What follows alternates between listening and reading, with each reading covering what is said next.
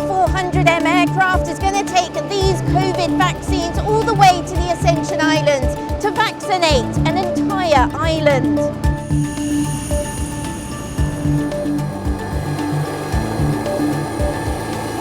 From the moment that precious cargo arrives at the main gate of RAF Brize Norton, the machine really kicks into gear here at Brize. All the movers who will take the cargo, they'll make sure that it's properly packaged and safe to go on board. This is, a case of sort of staying ahead of the game, vaccinate the population. Some of the islands there are luckily for them, COVID-free, and let's try and keep it that way.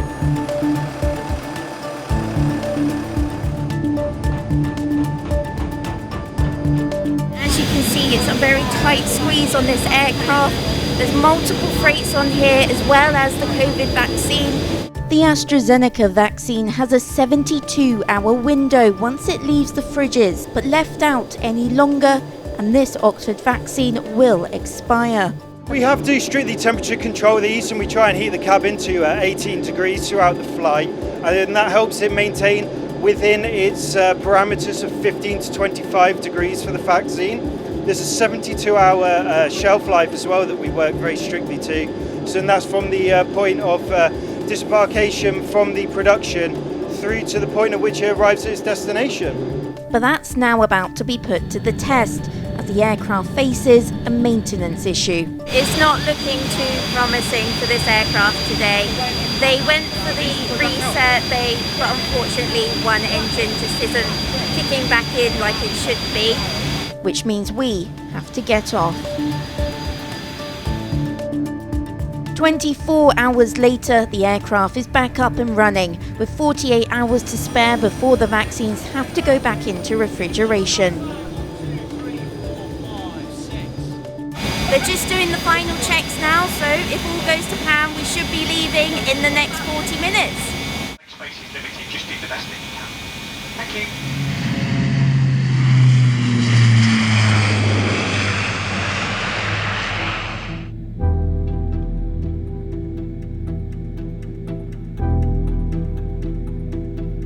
Along with the special cargo, we're travelling 4,000 miles via Cape Verde to the Ascension Island. It's situated in the South Atlantic Ocean, just 1,000 miles from Africa and 4,000 from the Falklands. It's used as a bridging point for the military in the South Atlantic. There's a lot of work going on down in the Ascension Islands, and for us it's quite an important hub for us moving around the world. So as well as the local population, actually ensuring that the people that work there also has an extra benefit, make sure that they are also vaccinated. Travelling for 12 hours, the vaccines will be used to vaccinate the 800 military personnel and MOD contractors out there. It will be the first island to vaccinate its entire population. The freight is a normal box, if you like. Obviously the contents of the freight itself are very delicate, but it'll be put onto a pallet, loaded on board as normal, and the only main restriction is the temperature control, which we don't get very often.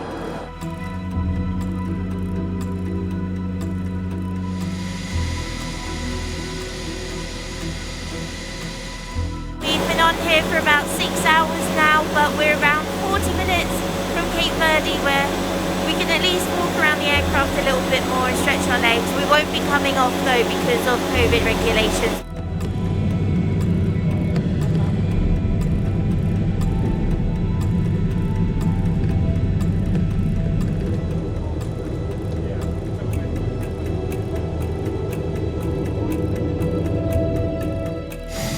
They finished refueling in Cape Verde, so we're just preparing to go again. It will be approximately 4.5 hours now until we reach the Ascension Island.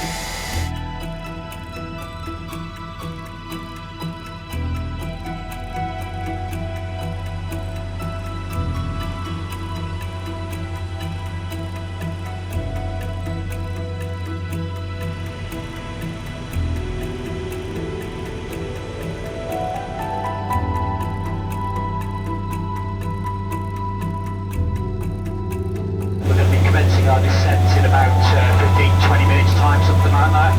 Weather on the ground is about 25 degrees, a little bit windy.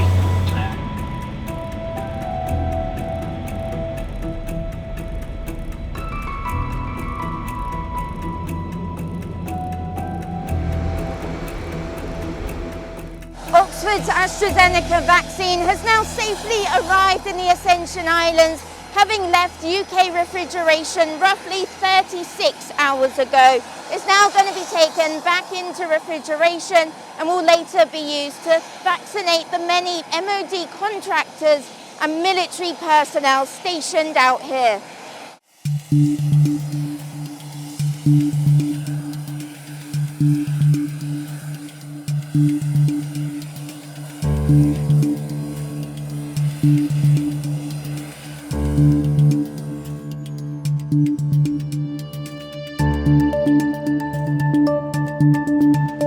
The moment the crew have all been waiting for, and just in time.